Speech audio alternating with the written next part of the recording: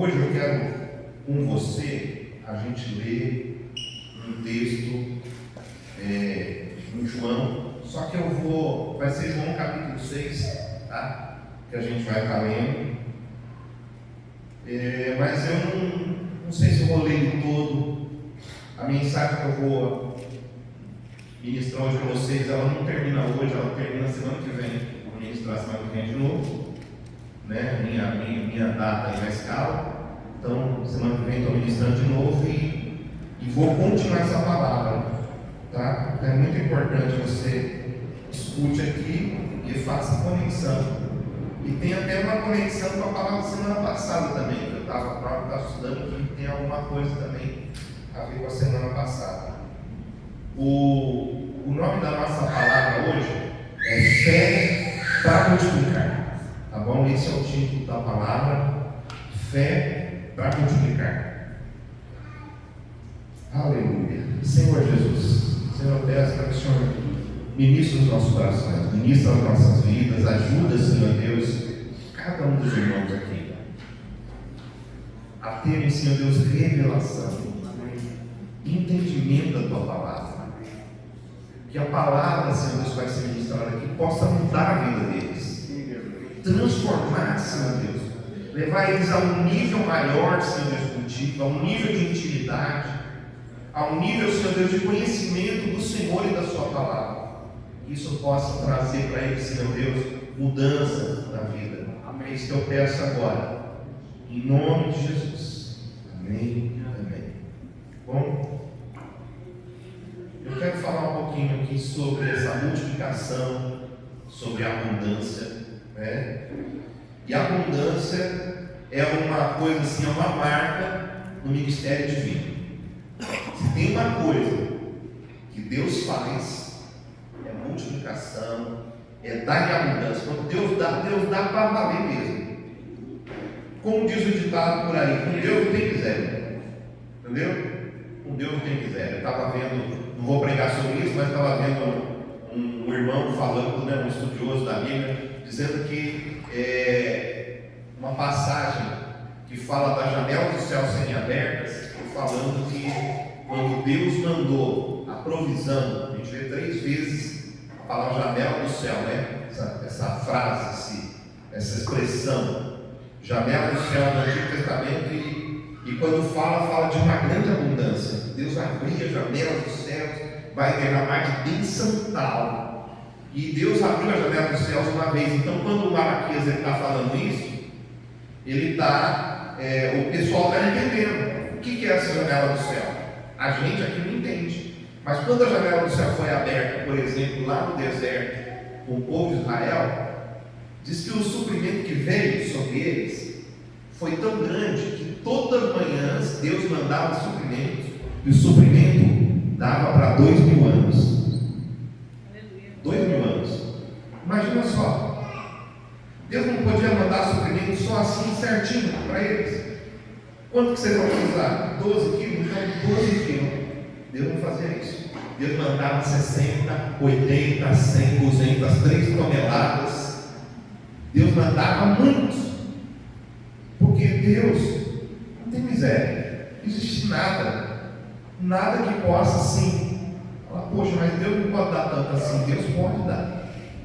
Deus tem poder para dar. Então a abundância, ela é uma marca assim registrada do ministério de Deus. Só que como que a gente pode ver a abundância de Deus na nossa vida? Como que a gente pode viver a abundância de Deus? A gente receber mais a abundância do Senhor, a multiplicação de Deus. Então, para isso, a gente precisa de mudar a nossa mentalidade. Fala para o irmão, muda a mentalidade. Lá no livro de Romanos, capítulo 12, versículo 1 e 2. Romanos, capítulo 12, versículo 1 e 2, diz assim, rogo-vos, pois, irmãos, pelas misericórdias de Deus, que apresenteis o vosso corpo por sacrifício vivo, santo e agradável a Deus, que é o vosso culto racional, culto da razão. Vamos nos apresentar semanalmente ao Senhor um culto racional, né? E não vos conformeis com este século, mas transformai-vos pela renovação da vossa mente. Transformai-vos pela renovação da vossa mente. Quer dizer, nós vamos ser transformados. Algo do lado de fora da gente vai começar a mudar quando a nossa mente começar a mudar. Quando a nossa mente começa a mudar, a nossa mentalidade começa a mudar, por fora também a gente começa a mudar. Para que experimenteis, olha essa palavra experimenteis, experiência, né? Para que experimenteis qual seja a boa, agradável e perfeita vontade de Deus. Eu quero só adiantar um pouquinho a mensagem, que no texto que a gente vai ler de João, Jesus sabia qual era a vontade de Deus. E uma coisa que eu quero frisar muito bem aqui para os irmãos, o irmão nunca pode esquecer isso a sua vida inteira. Jesus estava aqui em carne e osso, ele estava humano como a gente, sujeito com os mesmos pecados que a gente, só que ele não pecou.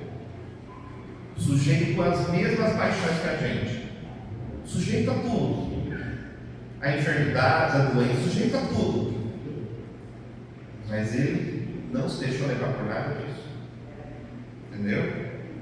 Bom, então a gente precisa de mudar a mentalidade, quanto à abundância de Deus,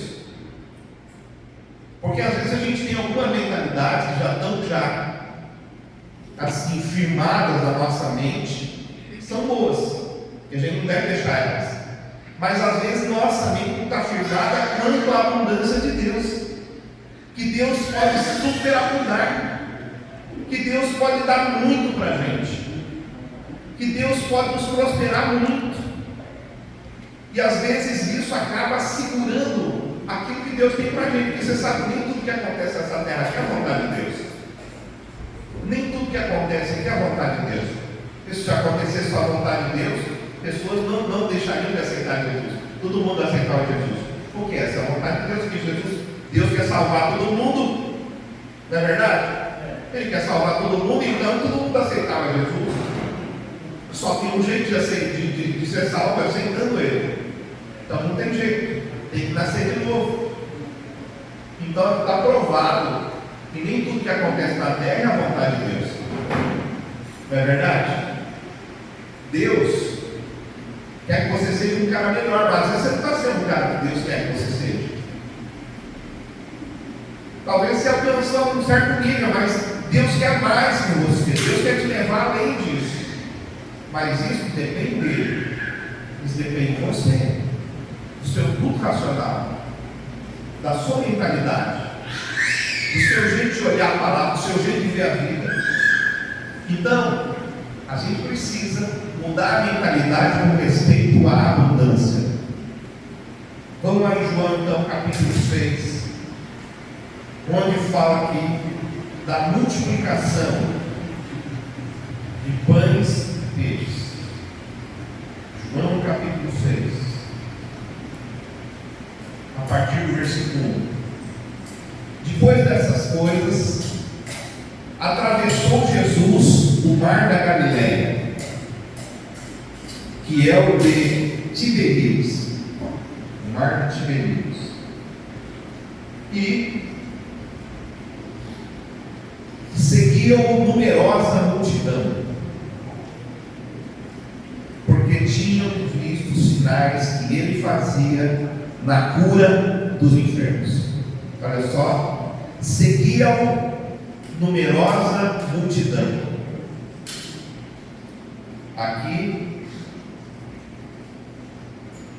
a palavra seguiam não tem nada a ver com o discípulo, porque o discípulo era um seguidor, mas uma multidão seguia Jesus. Muita gente indo atrás de Jesus. E por que eles iam atrás de Jesus? Porque eles tinham visto os sinais que ele fazia, a cura dos enfermos. Aí quando você pensa assim, quando a gente pensa na palavra enfermo, o que você imagina? Uma pessoa enferma Ela está o quê? Doente. Doente. Só que essa palavra enfermo aqui, ela não significa só doente. No grego, ela não significa só doente. O que ela significa aqui?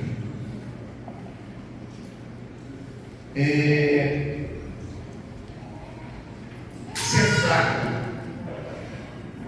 Ser fraco. Então, substitui aí, olha só. Fazia os sinais que Jesus fazia na vida de quem era fraco. Vamos lá. Débil. Jesus fazia na vida de quem era débil. Estar sem força. Jesus fazia algo na vida das pessoas que estavam sem força, sem energia. Jesus fazia algo na vida dessas pessoas que estavam sem energia. Então não era só doente.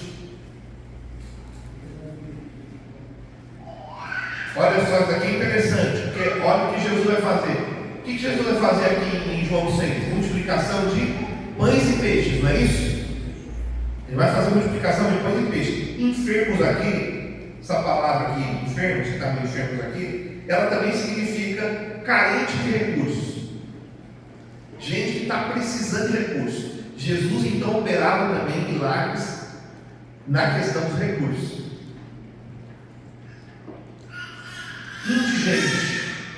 Indigente, gente que mora pela rua, pobre, estar debilitado e, por último, doente, que é o enfermo. Então esses são os significados da palavra grega aqui. Então a gente poderia substituir essa palavra enfermo por qualquer um desses aqui.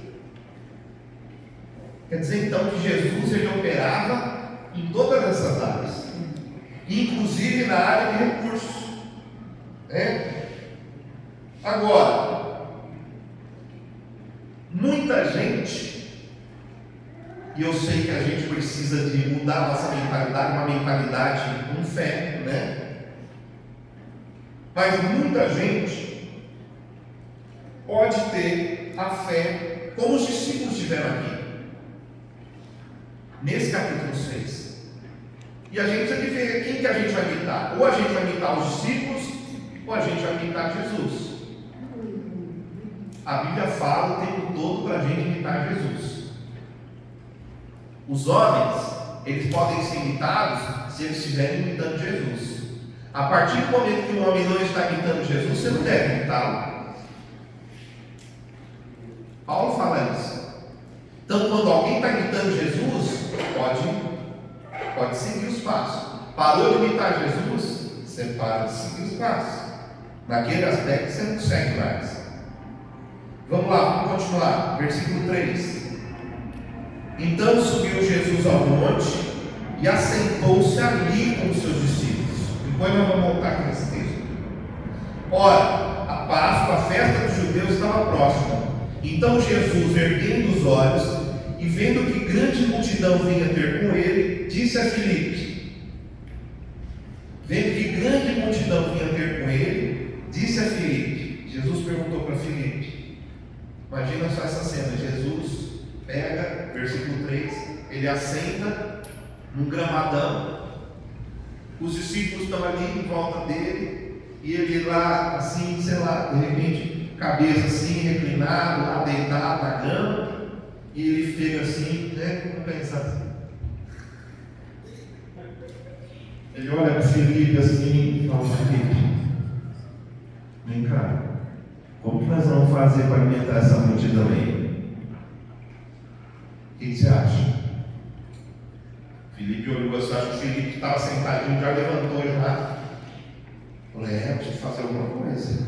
O que será que não pode fazer para alimentar? Jesus está falando isso aí, deve ser para fazer alguma coisa. O que será que vamos fazer para alimentar esse povo? Bom, aí ele continua, vamos lá.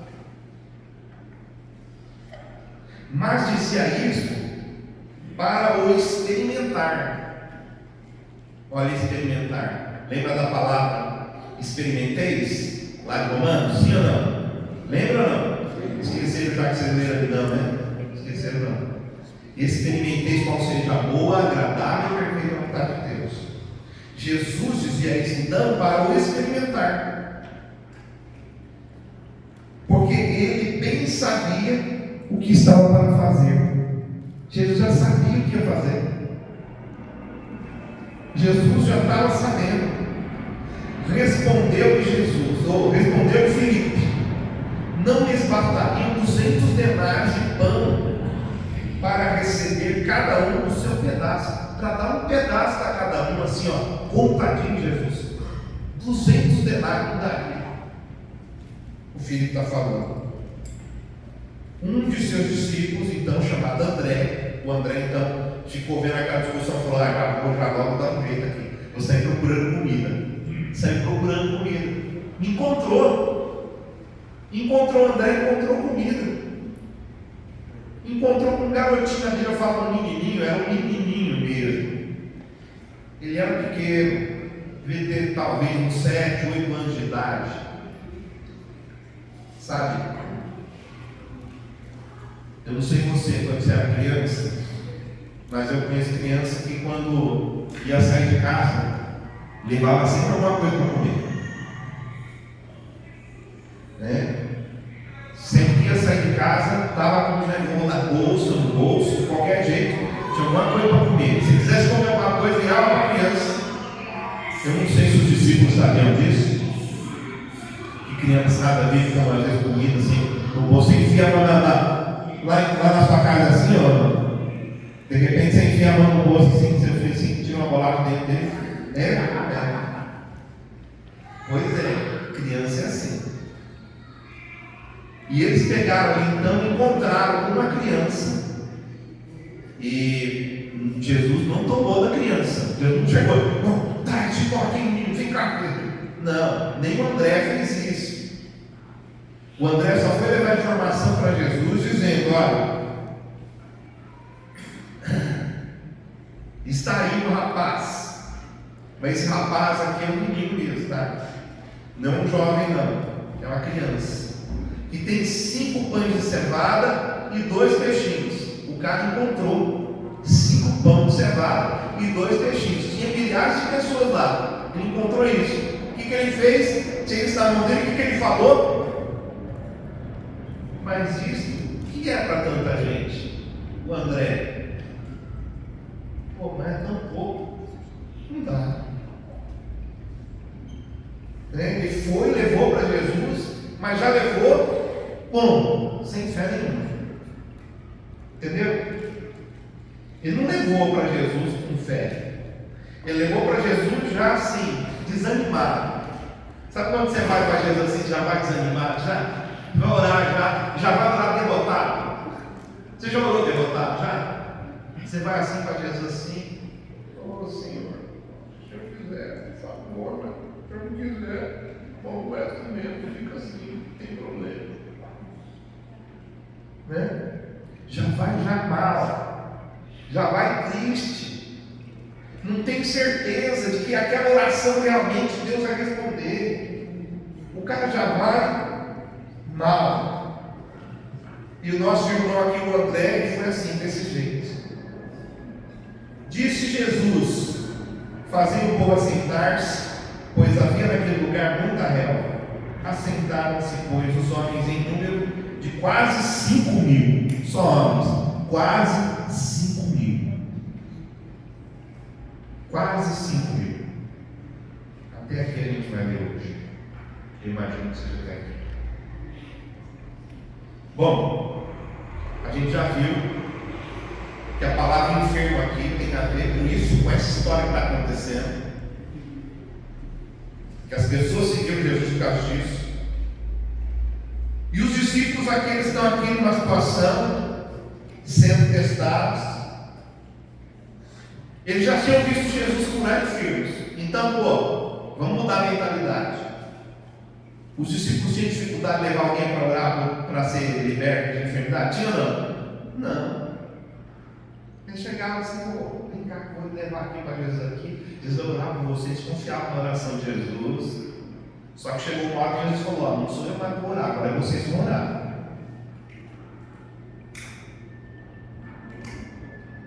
Entendeu? Jesus só estava sendo um exemplo humano, falando: ó, o que eu faço vocês podem fazer, pode fazer coisa maior ainda. Isso vai depender de vocês. Como vocês vão viver a vida de vocês na fé? Como vocês vão viver a vida com Deus? É disso que vai depender. E aí, os discípulos então já tinham visto, então eles tinham fé, tinham confiança para levar o enfermo para Jesus. Mas, meu irmão, orar para a multiplicação de pão e peixe, aí não. Aí já é outra coisa, né?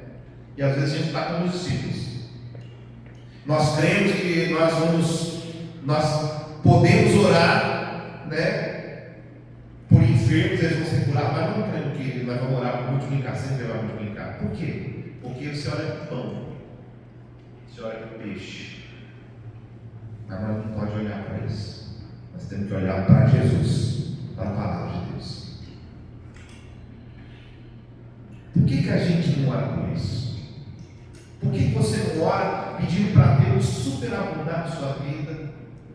Para que você tenha muitos recursos, para que a sua empresa expanda, para que você seja promovido dentro da empresa, que você cresça, que você ganhe muito, que você seja muito abençoado financeiramente, seja próspero, sabe? Que as enfermidades saiam da sua casa. Por que você não ora por isso? Às vezes você ora até pelos outros, mas por você não ora.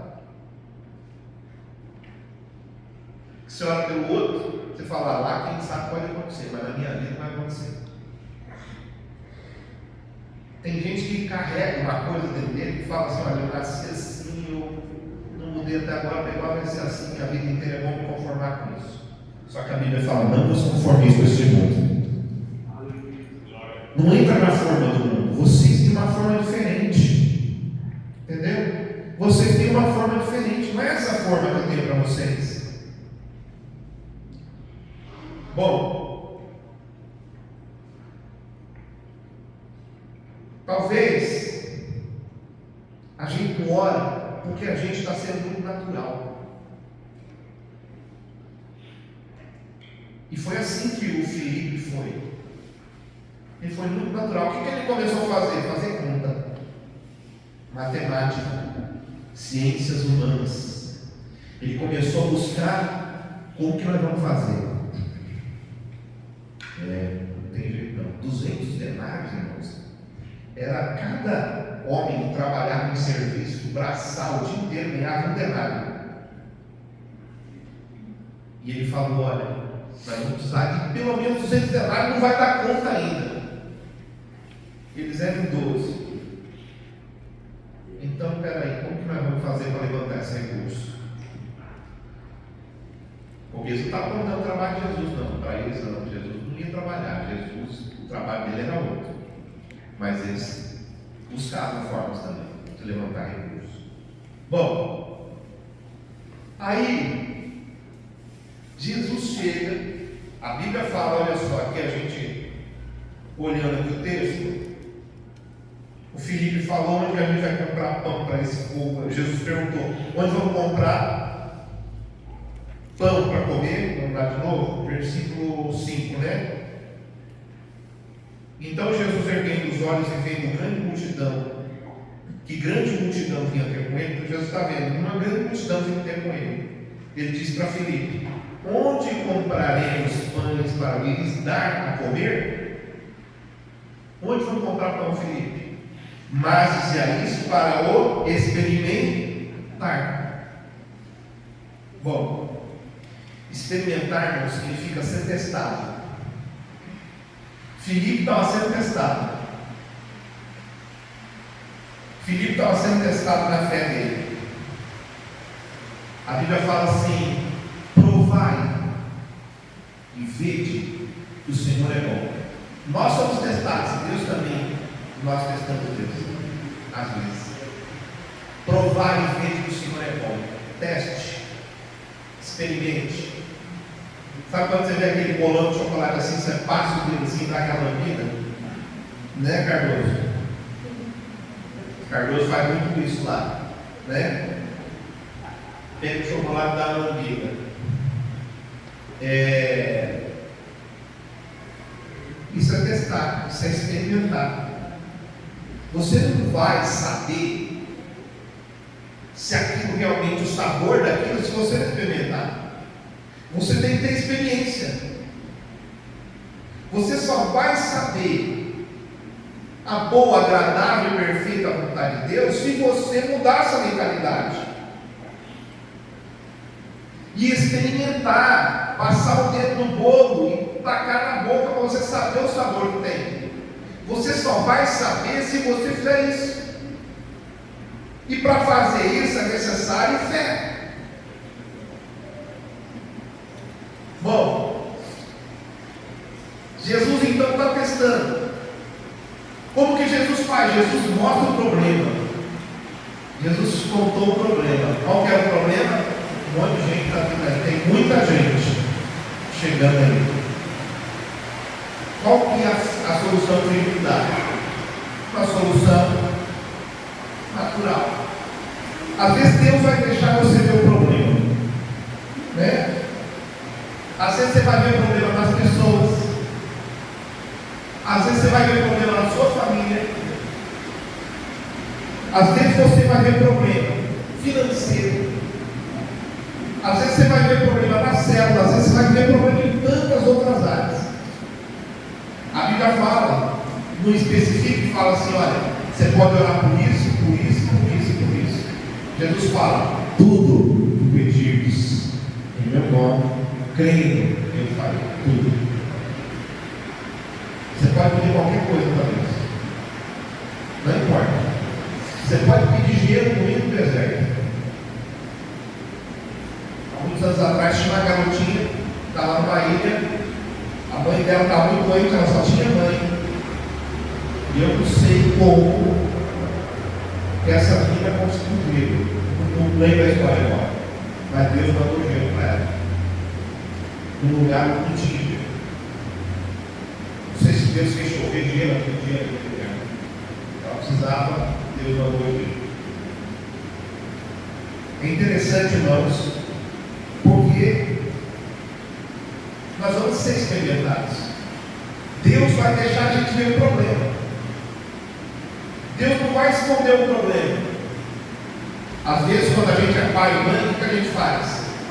A gente não deixa os nossos filhos saberem dos problemas que a gente está passando, né? Às vezes está passando um problema financeiro, mas você não fala para o filho. Por quê? Você é o pai, você é a mãe, você não tem prazer. Não adianta você chegar e falar para o seu filho.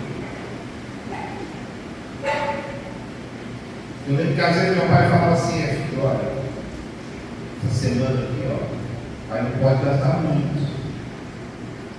Então, precisa de ir com calma aqui. Essas conversas, às vezes meu pai falava para mim. Né? Às vezes você queria um doce, não dá para comprar. Olha, essa semana não dá.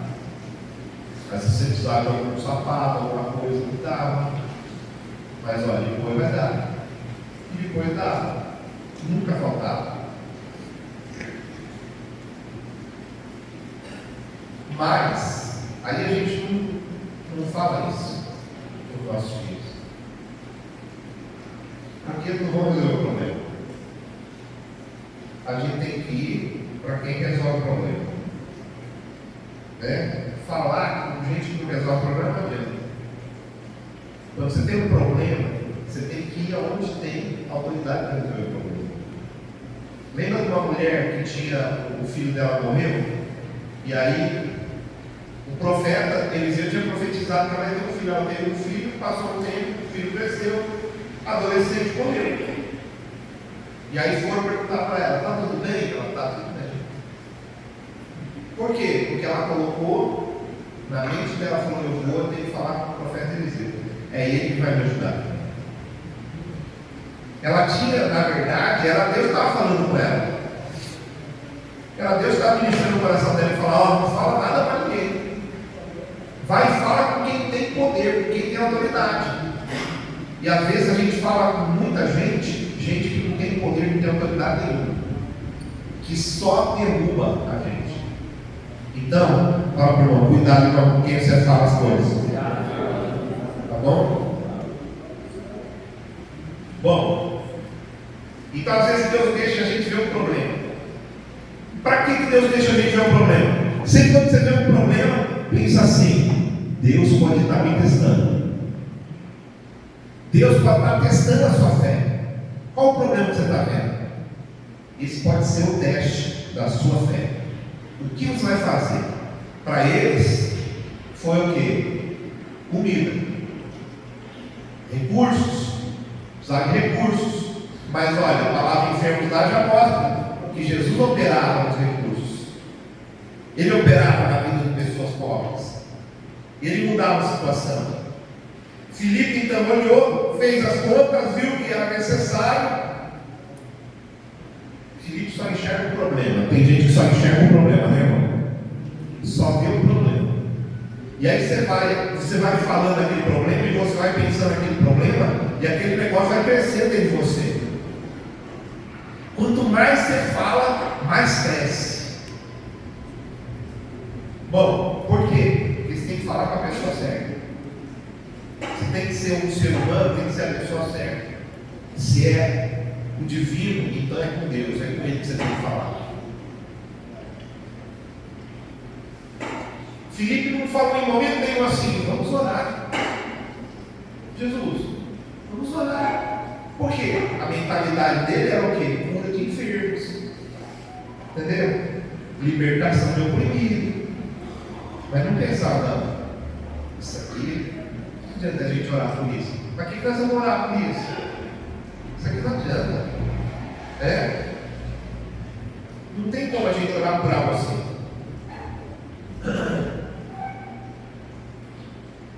Vamos lá então, no restante do verso 6.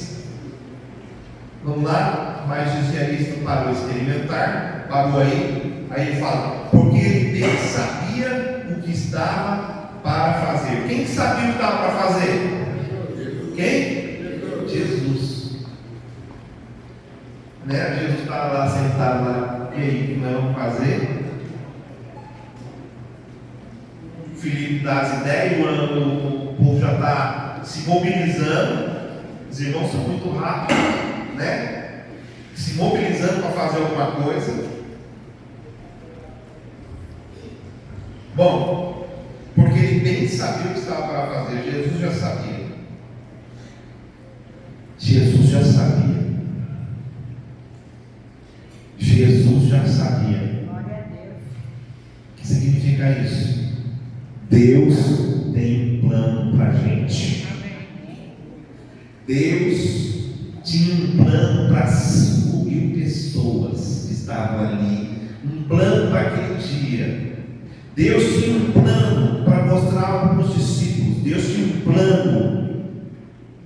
E só quem sabia do plano? Jesus.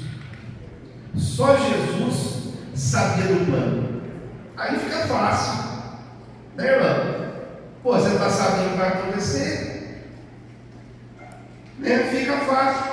Jesus sabia. Deus tem um plano para a gente. E essa tem que ser a nossa mentalidade. A gente tem que saber, Deus tem um plano para mim. Deus tem um plano para cada vida. A gente não pode esquecer isso. E a gente não pode esquecer que Jesus estava usando uma fé humana. Uma fé humana. Entendeu? A fé que Jesus tinha ali com ele era a fé que você tem aí agora com você. Talvez você fale assim, pastor, mas eu acho que eu nem tenho fé. O senhor está falando aí, eu acho que eu nem tenho fé. Tem outro que acha que a fé dele é pequenininha.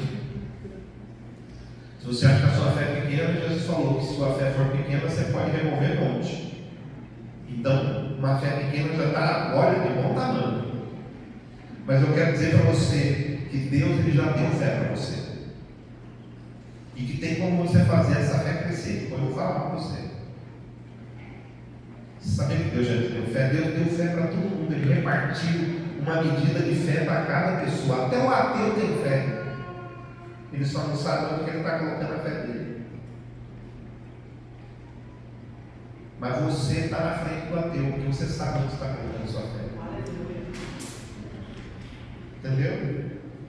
Vai lá em Romanos capítulo 12, a gente lê o versículo 1 e o versículo 2, vamos ler o versículo 3.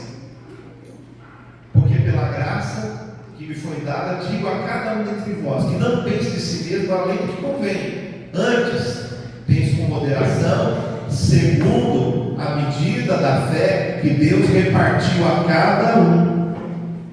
Deus deu uma medida de fé para você começar. Então, meu irmão, você tem fé. Fala, irmão, você tem fé, irmão. Não pense que você não tem fé, não. Você tem fé sim, porque Deus já te deu um começo. Ele já te deu uma semente, um pouquinho de fé, Ele já te deu.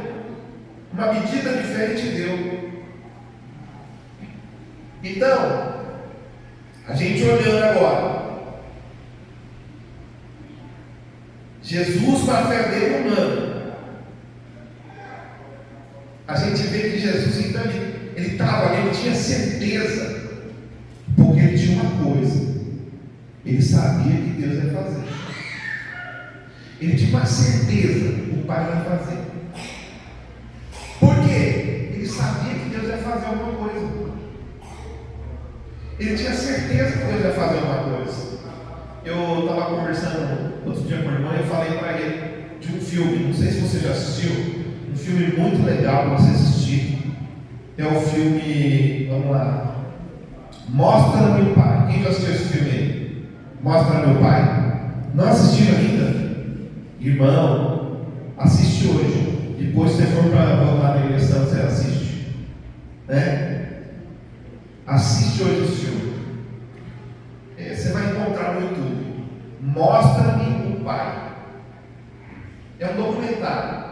Talvez você ache, mas documentário não vou gostar. Você vai gostar sim, tenho certeza. Você vai chorar, você vai sorrir. Você vai ver uma história assim muito verdadeira e fantástica. E uma situação que tem lá é um jogador de futebol que ele se machuca. E todo mundo está pensando assim: o cara é crente, foi Deus que levou ele para aquele lugar. Ele tinha convicção de que Deus tinha levado ele para aquele lugar, que ele era jogador porque Deus tinha colocado ele lá. E agora machucou, está todo machucado. E o pessoal pensando, acabou a carreira dele aqui. E ele está preocupado com a carreira dele. Sabe o que ele fala? Ele fala uma coisa assim muito tremenda. Ele vira para o amigo dele, que não é crente, que depois vai se converter. Ele vira para o amigo dele e fala assim: rapaz, eu estou animadaço. O cara olhou assim para ele assim: animadaço, está todo arrebentado, pensando, tudo arrebentado. Ele falou: estou muito animado, porque eu agora estou pensando, o que será que Deus tem para mim? Porque ele está me arrebentando todo aqui agora, o que será que Deus vai fazer agora? Eu estou ansioso para ver esse negócio. Eu não vejo a hora de Deus mostrar para mim o que Ele vai fazer. O cara está todo arrebentado, mas ele tem convicção: Deus tem um plano na minha vida. Deus tem um plano na minha vida. Ele está todo arrebentado, o negócio está ruim, mas ele sabe: Deus tem um plano na minha vida. Bom, aleluia. Como que a gente então, se esse negócio de saber o plano de Deus é tão importante, como que a gente pode saber a vontade de Deus? Isso aqui é bom. Bom, logicamente, a gente vai saber a vontade de Deus lendo a Bíblia. Lendo a palavra, nós vamos saber qual que é a vontade de Deus, o plano de Deus para nós. Nós vamos saber muitas coisas.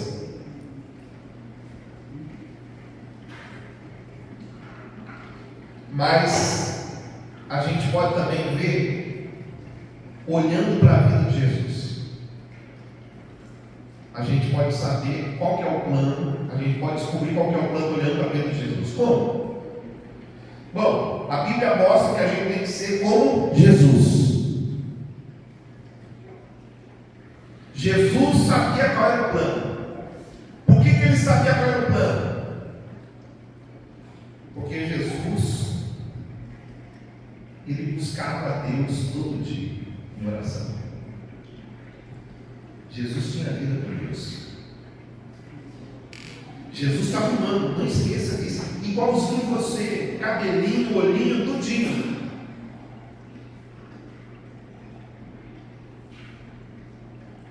Tudo igual. Uma mente igual à sua. Só que uma mente transformada. Ele tinha que transformar a mente dele sempre.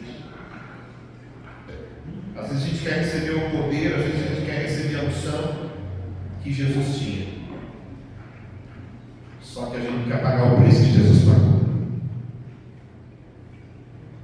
Jesus pagava o preço em jejum. Irmão, Jesus jejuava. Jesus não começou o ministério dele sem jejuar. Eu conheço poucos pastores que jejuaram para começar o ministério. Dá para contar nos dedos. Porque a gente só pensa em começar.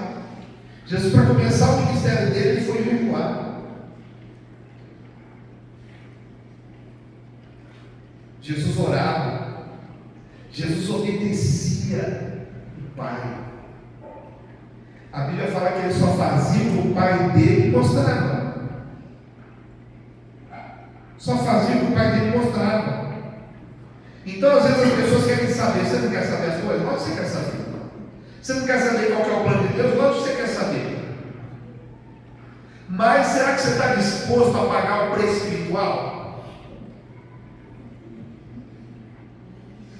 Quer viver o espiritual andando natural? Como que você quer viver o espiritual se você anda natural? Você quer o mover de Deus, você quer a função do Senhor, mas você não quer pagar o preço. E tem um preço a ser pago.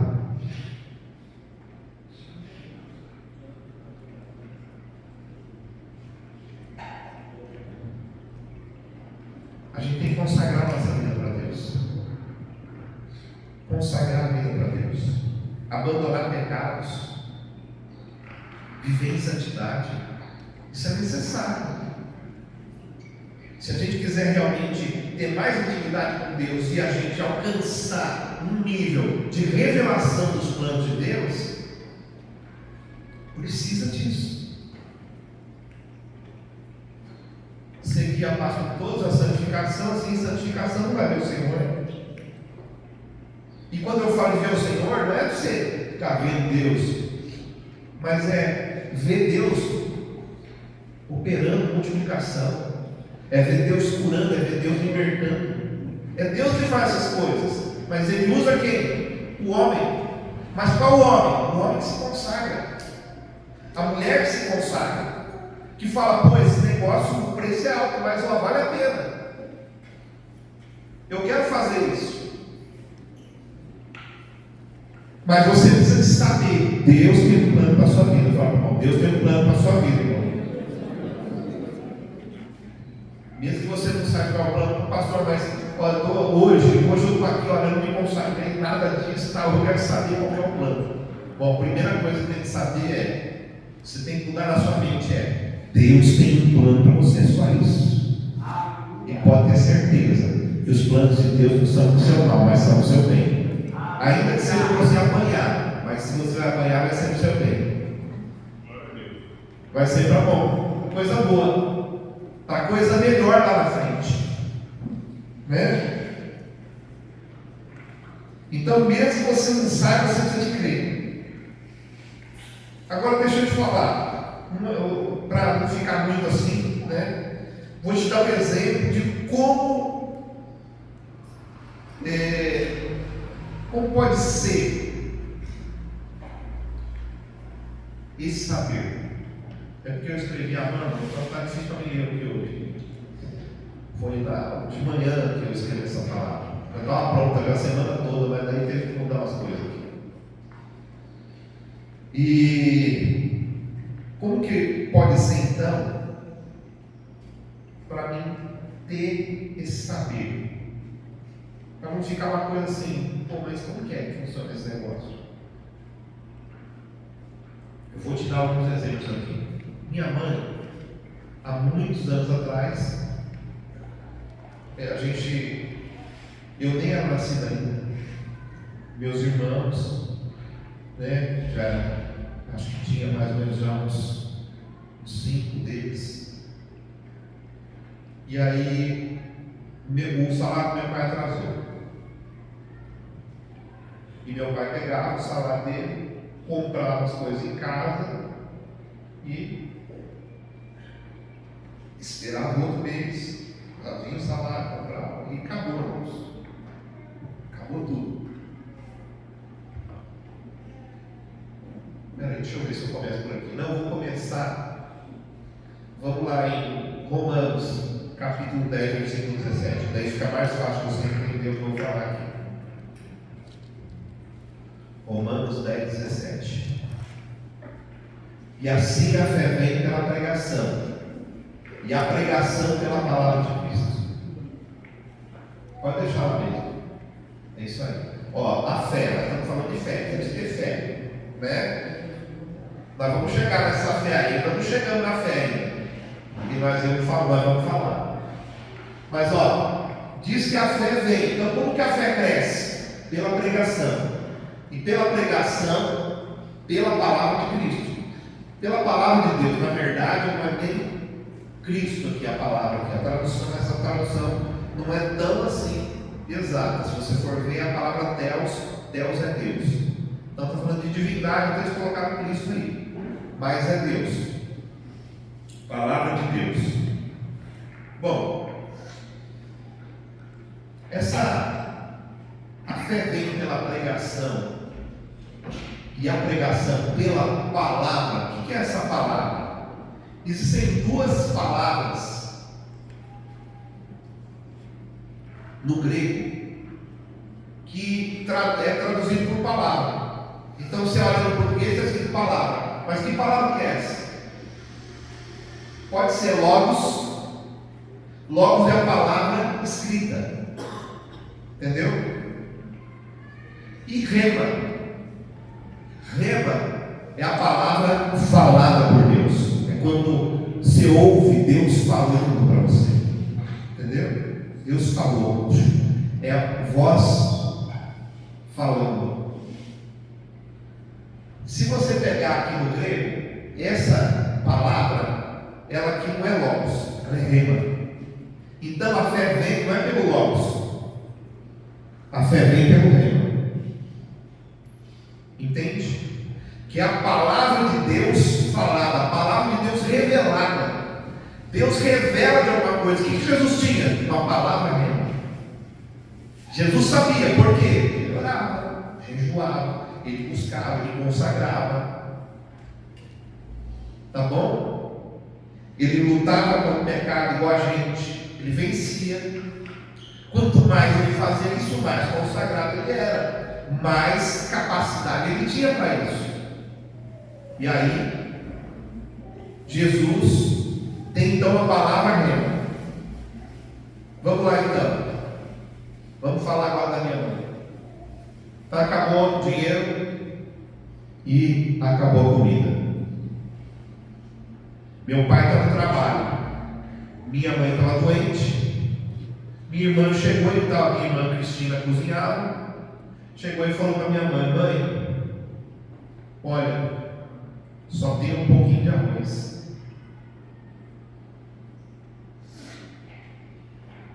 Vai lá e olha, vê quanto tem de óleo. Só tem um pouquinho de óleo. Olha só, o que é uma palavra rema? Presta atenção. Por que a gente tem que estar prestando atenção na pregação?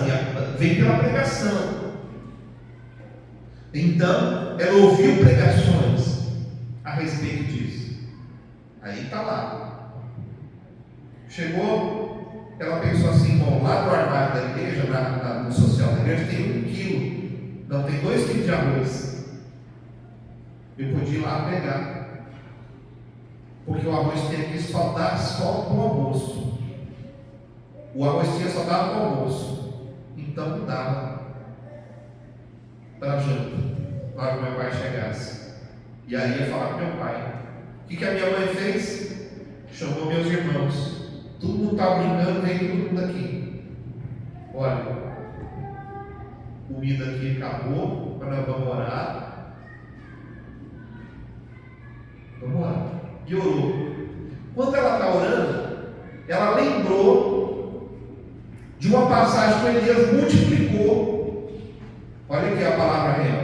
Ela lembrou que que Elias tinha multiplicado a farinha e o azeite com a mulher. Viúva, você lembra disso? Lembrou disso. Quando ela lembrou disso, o que ela fez? Ela pegou e profetizou. Ela falou: porque o arroz da panela não vai acabar e o óleo do garrafão não vai faltar. Ela profetizou e falou para minha filha: falou, filha, pode ir agora brincar, né? E daqui a pouco a gente pega a comida. Daqui a pouco, irmãos, bateram lá no portão de casa. Quem que era? Um irmão de Bragança Paulista. Chegou na casa dos meus pais aqui em São Paulo e trouxe 7 quilos de arroz. Que ele tinha colhido de uma plantação e tinha lá. Ele falou: poxa, eu preciso levar esse negócio para lá. Deus já tinha um plano. Entendeu? Deus já tinha um plano. Só precisava do quê? De alguém orar e profetizar. Ela orou, profetizou. Bom, irmãos, o salário do meu pai demorou 15 dias para vir. Meu pai não ficou sabendo do que aconteceu. Mas ó, o óleo não faltou. Só tinha um pouquinho assim de óleo. O óleo não faltou. O arroz também não acabou. E a minha mãe contava para a gente o seguinte: que aquele arroz parecia que era tão gostoso, parecia que tinha camarão no meio, que tinha carne seca, que tinha tudo que era coisa no meio, de tão gostoso que era. Porque Deus, quando Ele dá do bom e do melhor, não é, irmãos? Bom, estou te falando isso aí. Um outro caso: meu pai está passando na rua e ele chega. Passando na rua, vê uma menina assim, no chão. Menina era paralítica. Chega e encontra bate na porta lá e fala: ó, leva a sua filha hoje na igreja, porque hoje a sua filha vai andar. Irmãos, como que ele sabia disso? Deixa eu te falar. Você acha que a minha mãe sabia que Deus ia multiplicar o arroz? Não, minha mãe não sabia. Mas o que ela fez? Quando Deus deu a palavra para ela falou: vou profetizar. Ela profetizou. É para isso que serve a Bíblia, para isso que servem as pregações. A gente tem que guardar dentro da gente, anotar, lembrar, pensar durante a semana, meditar nisso. E aí, ela pega e profetiza. Meu pai, ele pega, ele não sabia, não tinha, ele disse para mim: ó, nunca Deus chegou e falou assim: eu vou fazer isso. Ele tinha uma sensação de que realmente Deus estava falando com ele e ia fazer aquilo ali. Não era uma voz, porque a gente fica esperando uma voz audível, e não é, na maioria das vezes não é. E aí ele chega e fala, e quando vai de noite, aquela mulher vai para o culto, aquela menina levantou e andou, e era muda e falou.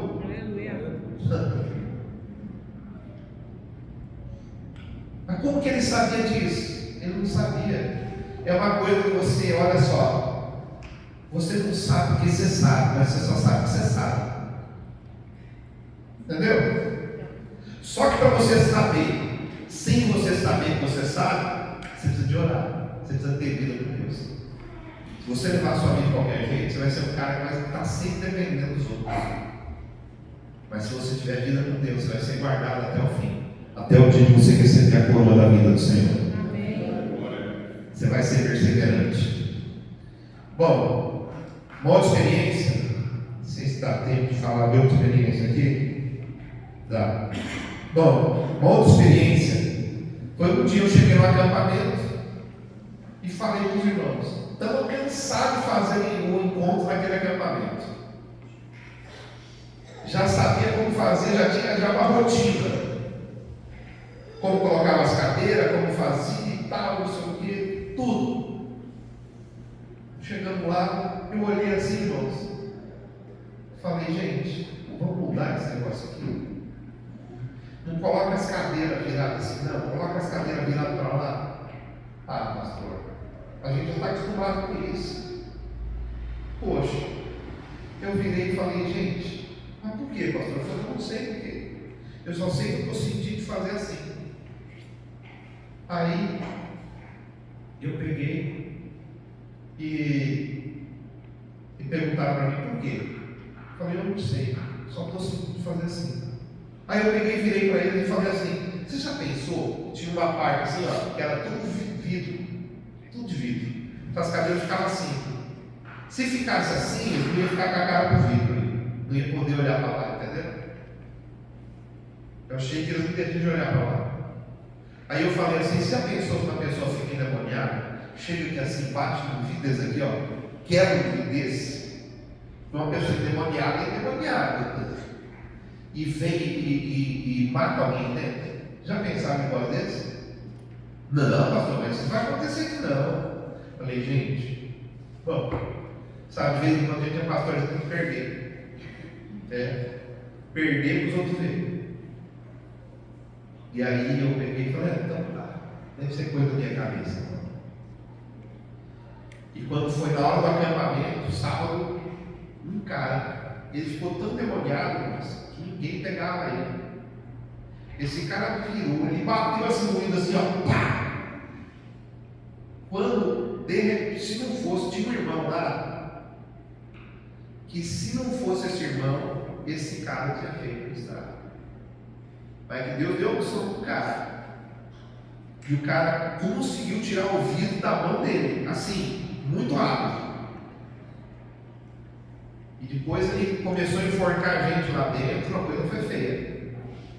Demorando para expulsar. Aí teve que ir eu e minha esposa lá expulsar. Naquele dia converteu tanta gente, irmãos. O demônio fez um trabalho bom aquele dia. Porque o povo converteu, você precisa de ver. Eu estava orando lá na frente, lá, lendo uma oração. Meu, o povo foi tudo assim, ó, chegaram tudo perto de mim, assim, ó. Aí eu tive que largar lá e pedi para o irmão ir orando lá e fui lá expulsar o demônio. Era expulsando o demônio. Era um demônio muito doido, um cara meio espadachim, meio uma coisa assim, meio louca. Ele sem olhar, ele batia a mão e pegava as coisas assim, ó, pá, atrás dele. Mas o negócio da história, para que eu estou te falando isso? Para você saber como que Deus fala. Não é por causa do demoniado, gabarito, né? Mas é para você saber como Deus fala. Às vezes a gente viaja um pouquinho, né? Começa a falar e vai falando coisa que não precisa. Então o que você precisa de saber aqui dessa história que eu falei é como Deus fala. Como você tem uma palavra rema de Deus? Eu não sabia porque eu estava falando aquilo. Eu não tive nenhuma visão. Mas alguém pode ter uma visão, alguém pode ter alguma outra coisa. Deus, de alguma forma, Deus vai falar. Mas você precisa estar preparado para ouvir Deus falar. E aí vamos então falar desse negócio agora aqui que é importante. Versículo 3. Assentou-se, né? Jesus descansou na cama. Versículo 3, a gente voltando um pouquinho.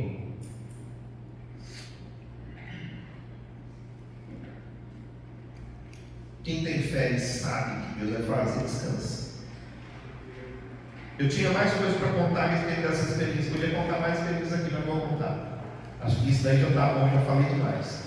Mas olha só, descansar. A Bíblia fala aqui no versículo 3, Jesus assentou-se.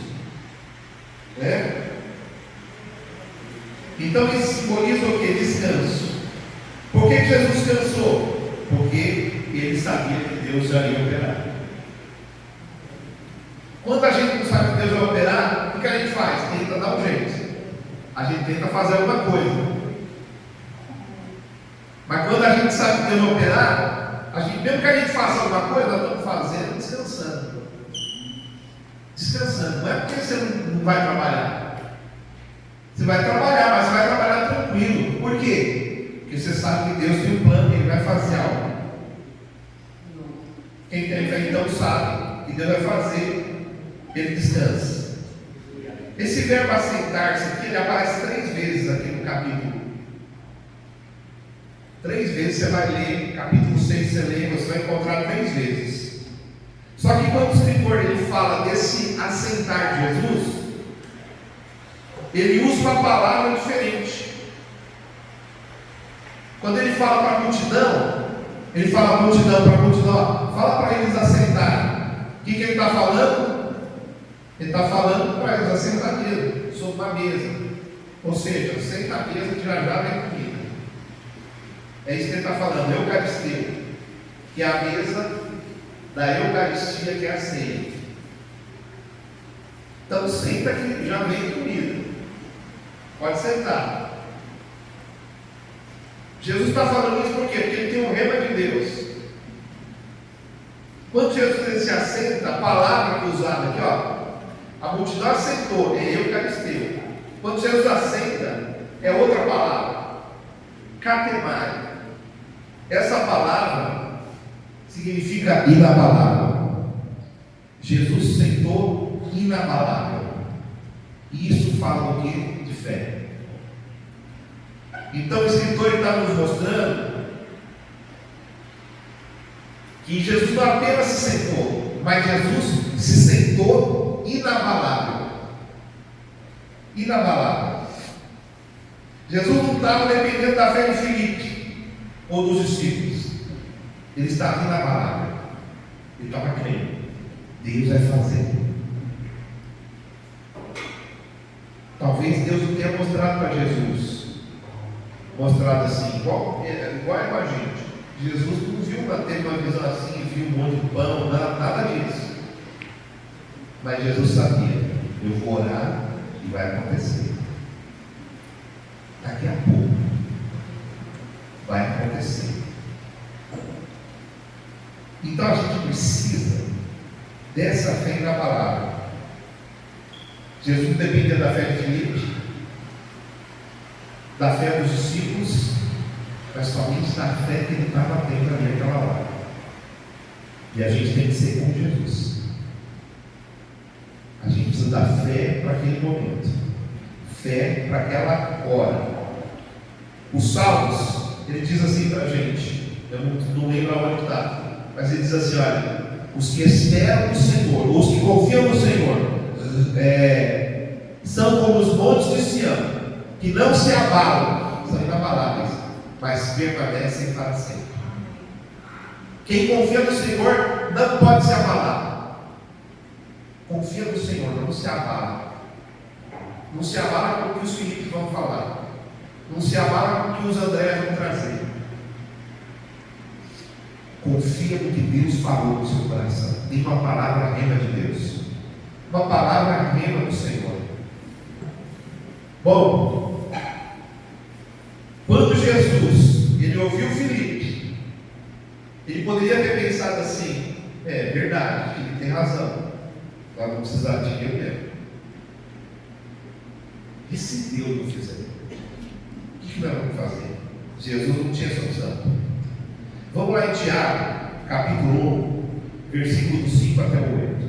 Tiago, capítulo 1, diz assim: se porém algum de vós necessita de sabedoria, peça a Deus, sabedoria.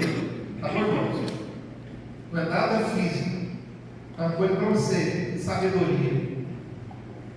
Peça a Deus, que a todos dá liberalmente. Ele dá provisão de um dia para 2.000 anos,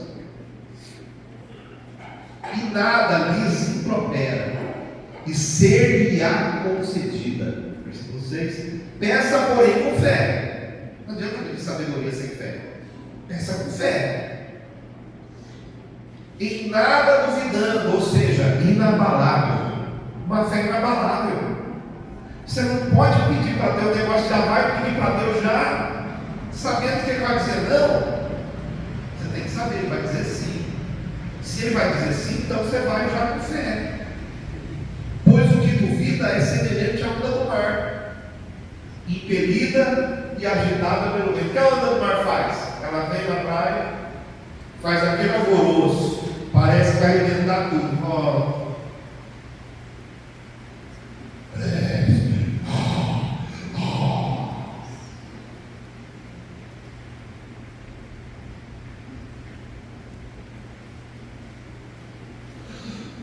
Não é assim que a onda do mar faz? E tem gente que é assim. Ele é horroroso, mas não está com fé nada. É só fogo e palha. Tem que ter a palavra dele. Então vamos lá. Versículo 7. Não suponha esse homem que alcançará de ser alguma coisa. Não adianta essa pessoa pensar que ela vai alcançar de Deus alguma coisa. Não vai. Versículo 8.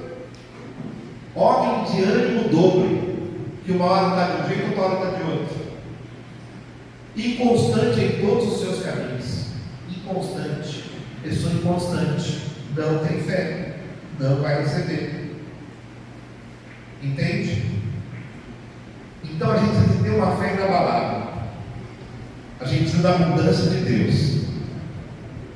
Mas nós precisamos de uma fé inabalável. Quantos aqui nessa manhã precisam da mudança de Deus, da multiplicação do Senhor? Quantos querem isso para a sua vida? Fica de pé então nesse momento. Aleluia. Aleluia. Nós vamos ser testados, irmão, na nossa fé. Talvez agora mesmo você está sendo testado na sua fé. Você sabe o problema. Você sabe a dificuldade. Deus está mostrando, Ele mostra o problema. O que você vai fazer? Quando você for testado, o que você vai fazer? Então a gente tem que começar a se preparar para o teste. Se preparar, tendo vida com Deus. Mas a primeira coisa que você precisa de saber, porque ainda você está no comecinho, ainda você precisa de saber. Você precisa de crer, renova a sua vida. Deus tem um plano para a sua vida. Deus tem um plano para a sua vida, Ele vai fazer algo na sua vida. Você precisa de crer nisso inabalavelmente. Sabe? Esteja ansioso para o próximo passo que Deus tem para você.